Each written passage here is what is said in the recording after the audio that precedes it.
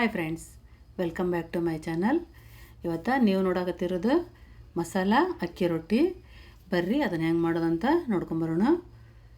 ಇವಾಗ ನಾನು 2 ಕಪ್ ಅಷ್ಟು ಅಕ್ಕಿ ಹಿಟ್ಟು ತೊಗೊಂಡಿನಿ. ಅದಕ್ಕೆ ಕಟ್ ಮಾಡಿಕೊಂಡಿರೋದು ಉಳ್ಳಾಗಡ್ಡಿ, ಸಬ್ಬಸ್ಗಿ, ಕ್ಯಾರೆಟ್ ಹಾಕೋಬೇಕು, ಸೌತೆಕಾಯಿ, ಕ್ಯಾರೆಟ್ ಮತ್ತು ಸೌತೆಕಾಯಿ ಗ್ರೇಟ್ ಮಾಡಿ ತೊಗೊಂಡೆ ನಾನು.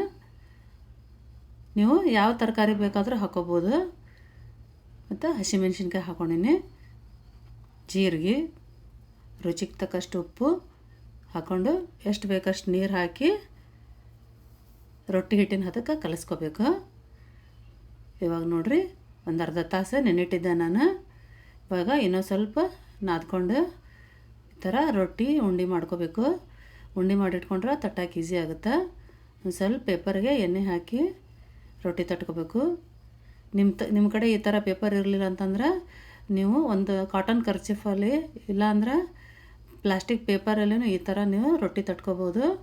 ಭಾಳ ನೀಟಾಗಿ ಬರುತ್ತೆ, ಎಷ್ಟು ಚಂದ ಬರುತ್ತೆ ನೋಡಿರಿ. ಈ ರೊಟ್ಟಿ ಮಸಾಲೆ ರೊಟ್ಟಿ ಡಯಟ್ ಮಾಡೋರಿಗಂತೂ ಭಾಳ ಹೆಲ್ಪ್ ಆಗುತ್ತೆ. ಇದ್ರಾಗ ಆಯಿಲ್ ಒಂದು ಸ್ಕಿಪ್ ಮಾಡಿಬಿಟ್ರೆ ಬೆಸ್ಟ್ ಡಯಟ್ ಫುಡ್ ಅಂತ ಹೇಳ್ಬೋದು. ನೋಡಿರಿ ಎಷ್ಟು ನೀಟಾಗಿ ಬರುತ್ತೆ, ಒಂಚೂರು ಅಂಟ್ಕೊಳ್ಳೋಂಗಿಲ್ಲ. ಇವಾಗ 2 ಸೈಡ್ ಕ್ರಿಸ್ಪಿಯಾಗಿ ಬೇಯಿಸಿದ್ರೆ ಆಗೋಯ್ತು. ನಾನು ಇದಕ್ಕೆ ಕಡಲೆಬೇಳೆ, ಉದ್ದಿನಬೇಳೆ ಚಟ್ನಿ ತೊಗೊಂಡಿನಿ. ನಿಮ್ಗೆ ಯಾವ್ದು ಬೇಕಾದರೂ ಚಟ್ನಿ ನೀವು ಯೂಸ್ ಮಾಡ್ಕೋಬೋದು. ಇದನ್ನು ಕ್ರಿಸ್ಪಿಯಾಗಿ ಬೇಯಿಸ್ಕೋಬೇಕು ಮತ್ತು ಬಿಸಿ ಬಿಸಿ ಇದ್ದಾಗಲೇ ತಿನ್ನಬೇಕು, ಭಾಳ ಟೇಸ್ಟ್ ಆಗಿರುತ್ತೆ. ಇವಾಗ ಒಂದು ಪ್ಲೇಟಿಗೆ ಸರ್ವ್ ಮಾಡ್ಕೊತೀನಿ. ನಮ್ಮ ವಿಡಿಯೋಗಳು ನಿಮಗಿಷ್ಟ ಆಗಿದ್ರೆ ಲೈಕ್, ಶೇರ್, ಸಬ್ಸ್ಕ್ರೈಬ್ ಮಾಡಿರಿ ಮತ್ತು ಹಂಗೆ ಕಮೆಂಟನ್ನು ಮಾಡಿರಿ.